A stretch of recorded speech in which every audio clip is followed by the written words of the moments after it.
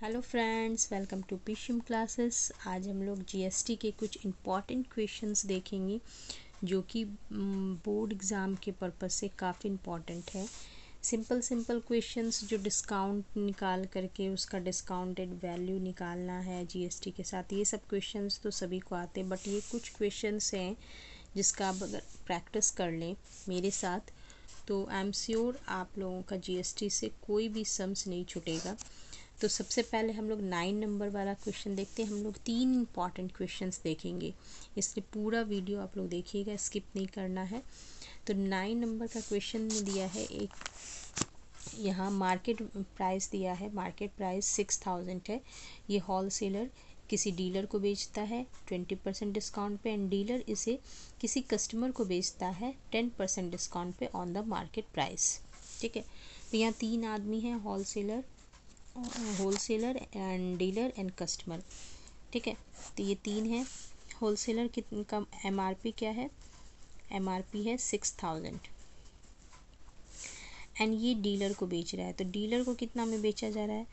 तो that means SP of wholesaler का SP क्या है? तो वो 20% डिस्काउंट पे बेच रहा है। That means 6000 minus 6000। हम लोग डिस्काउंट आता है तो क्या करते हैं, डिस्काउंट को निकाल देते हैं और उसके एमआरपी में माइनस कर देते हैं। तो 6000 माइनस 6000 का 20% क्या हो जाएगा? 1200 हो जाएगा। इसको कैलकुलेट करके निकाल लीजिएगा, इधर 44,800 हो गया, 4800। अब ये हो गया होलसेलर का एसपी। होलसेलर का जो एसपी हुआ वो डीलर का ही सीपी हुआ, तो सीपी ऑफ डीलर भी यही है। डीलर जितने में होलसेलर ने बेचा उतने में ही ना डीलर ने ख़रीदा, तो ये हो गया सीपी ऑफ द डीलर। अब हम लोगों को क्या करना है, इसमें निकालने को क्या बोला है? निकालने को बोला गया है find the amount of tax paid by the dealer. Dealer ने कितना अमाउंट पे किया है? ठीक है, कितना अमाउंट ऑफ पे गवर्नमेंट को पे किया है जीएसटी। तो इस तरह का जब रहे सम, तो बीच वाला का जब भी हम लोग निकालते हैं, बीच वाले का मिडिल आदमी का जो निकालना है, तो मिडिल आदमी जिससे वो ख़रीद रहा है उसको भी उसने जीएसटी पे किया है। ठीक है, उसको भी वो जीएसटी पे कर रहा है, और जिसको वो बेच रहा है दैट मीन्स कस्टमर को, वो थर्ड पर्सन को जो बेच रहा है उससे उसने जीएसटी लिया है। तो इसलिए हम लोगों को जब भी पूछा जाए गवर्नमेंट को कितना जीएसटी मिल रहा है, तो जो ये जीएसटी इसको पे कर रहा है उसको हम लोग कहते हैं इनपुट जीएसटी। ये कुछ इससे ले रहा है सम, तो ये जीएसटी के साथ इसको मनी पे करेगा, और ये कि जिस कस्टमर से जीएसटी ले रहा है वो उसका आउटपुट जीएसटी कहलाता है। तो सीपी तो निकल गया, तो अब इसका हम लोग निकाल लेते हैं input GST. Input GST of dealer. Dealer का इनपुट जीएसटी क्या होगा? तो डीलर ने 4800, तो ये तो डिस्काउंटेड वैल्यू हो गया ना, जीएसटी का रेट दिया हुआ है 18%, तो इसमें अब हम लोग इसका 18% प्लस कर देते हैं। तो 4800 प्लस 4800 का 18%, 18 इस तरह से ये निकल गया। तो ये हो गया इसका। अब इसके बाद हम लोगों को है इसको सॉल्व कर लेंगे, इसको सॉल्व करके लिख लेना है कितना आएगा। इसके बाद इसी तरह हम लोग आउटपुट जीएसटी निकालेंगे। तो आउटपुट जीएसटी में हम लोग देखेंगे डीलर ने कितने में बेचा। अब डीलर ने कितने में बेचा था, तो ये लिखा है डीलर ने कस्टमर को बेचा है 10% discount on the market value. That means कि डीलर का एसपी क्या हो गया?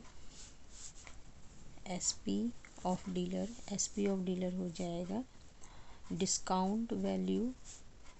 एमआरपी पे उसको कितने में बेच रहा है? 10% डिस्काउंट पे, तो 10% उसका निकाल करके माइनस कर देंगे, तो 6000 माइनस 600 हो जाएगा, 5400 रुपीज़ हो गया, 5400 रुपीज़। अब इसका हम लोग जीएसटी निकालेंगे। इसको क्या बोले थे? Output GST. Output GST of dealer, ऐसे लिख लेते हैं हम लोग, आउटपुट जीएसटी ऑफ डीलर।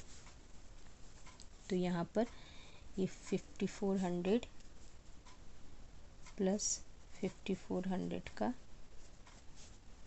18%, इस तरह से लग रहा है। 5400 प्लस 5400 का 18%। अब इन दोनों जीएसटी का जो होगा वो डिफरेंस हम लोगों का होगा GST paid by the dealer at the two the government. तो इन दोनों का हम लोग इसको भी निकाल लेते हैं, क्या आता है।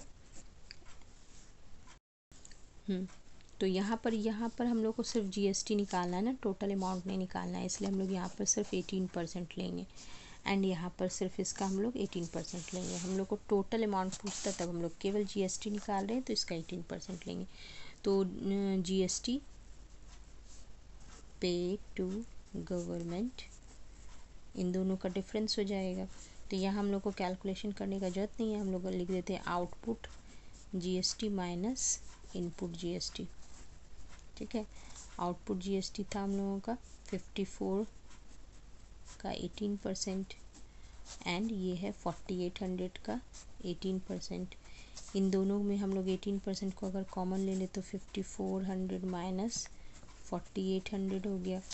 18% इंटू इन दोनों का डिफरेंस हो जाएगा 600। अब इसका 100 दे देते हैं और इसको कटा देते हैं। 18 6 जा 108 रुपीज़। तो ये हो गया इतना आंसर, ये इतना गवर्नमेंट को टैक्स पे किया जा रहा है। ठीक है, तो यहाँ तक समझ में आया है। अगर जब भी मिडिल मैन का बोला जाएगा जीएसटी कितना पे कर रहा है तो हम लोग उसका पहले निकालेंगे कि उसने होलसेलर से जब खरीदा था तो कितना जीएसटी दिया था और जब उसने कस्टमर को बेचा तब कितना जीएसटी दिया, और इन दोनों जीएसटी का डिफरेंस ही होता है यहाँ पर टोटल जीएसटी। अब इसी में कभी कभी हम लोगों के यहाँ टोटल जीएसटी पूछा गया था, अगर सी जीएसटी पूछता तो हम लोग सी जीएसटी का केवल निकालते हैं, अगर एस जीएसटी पूछा जाता तो एस जीएसटी का निकालते। ठीक है, अब नेक्स्ट क्वेश्चन में चलते हैं। नेक्स्ट क्वेश्चन है हम लोगों का 11 नंबर का क्वेश्चन है। For a trader mark price of a refrigerator इतना रुपीज़ एक्सक्लूसिव ऑफ जीएसटी, मतलब जीएसटी को हटा करके किसी ट्रेडर का मार्केट किसी ट्रेडर के लिए एमपी दिया हुआ है, इतना है। Gagan a customer for this refrigerator ask trader to reduce the price. अब हम लोग को क्या दिया है, एमपी दिया है ये रेफ्रिजरेटर का 15,680 रुपीज़, और बोला जा रहा है कि ये क्या करता है, ये कोई कस्टमर है गगन, वो रेफ्रिजरेटर का कुछ अमाउंट को डिक्रीज़ करने को कहता है ताकि उसको जब रिड्यूस प्राइस में जीएसटी ऐड कर दिया जाए तो वो मार्केट प्राइस के इक्वल हो जाए। तो कितना प्राइस रिड्यूस हुआ है ये हम लोगों को निकालना है। तो ये एमआरपी है, तो let the price reduced is equal to x price reduce हुआ था।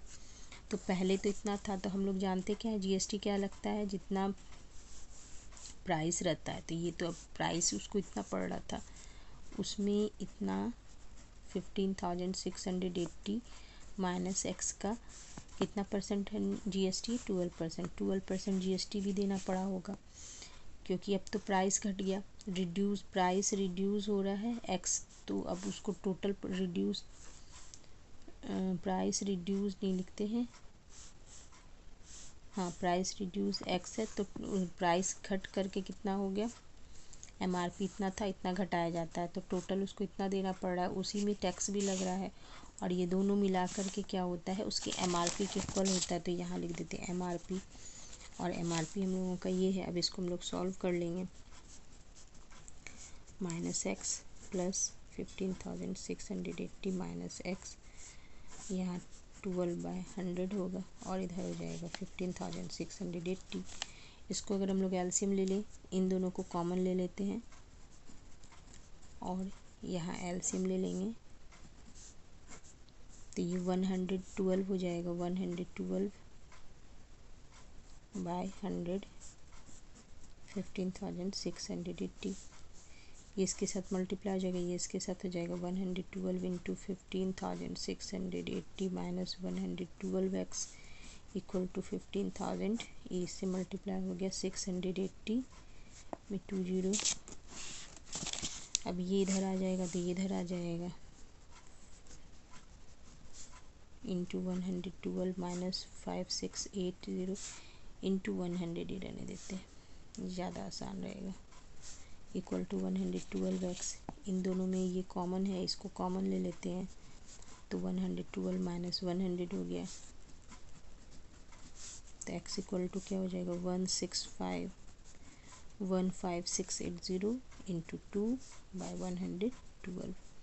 इससे ये कैंसिल हो जाएगा एंड हम लोगों का आंसर आ जाएगा। एक्स रिडक्शन कितना प्राइस में हो रहा है, तो ये हम लोगों का कैंसिल हो करके 140 टाइम्स में कैंसिल हो जाएगा, तो 140 इंटू 12 करेंगे तो 1680 रुपीज़ ये हम लोगों का आंसर आ जाएगा। तो इस तरह से हम लोगों का कितना रिडक्शन हुआ प्राइस में, कितना यहाँ पर प्राइस रिड्यूस से अच्छा हम लोग रिडक्शन ही लिख देते हैं, प्राइस रिडक्शन, क्योंकि ये रिड्यूस प्राइस कहलाया ना, रिडक्शन के में इन दोनों का जो डिफरेंस होगा वो रिड्यूस प्राइस कहलाएगा, इसलिए बेटर होगा कि हम लोग यहाँ प्राइस रिडक्शन लिख दें। ठीक है, तो अब थर्ड नंबर क्वेश्चन जल्दी आएगा और इसके बाद दो और जीएसटी से रिलेटेड क्वेश्चंस आएंगे। उसके बाद मैं शेयर डिविडेंड के भी इम्पॉर्टेंट क्वेश्चंस जो आप लोगों को हार्ड लगता है लाइक सेल प्रोसीड्स से रिलेटेड क्वेश्चंस, उसको भी मैं आगे बताऊंगी। तो अगर अब मेरे चैनल को आप लोगों ने अभी तक सब्सक्राइब नहीं किया है तो प्लीज़ सब्सक्राइब कीजिए एंड दोस्तों के साथ शेयर कीजिए एंड टिल देन लगे रहिए। Best of luck.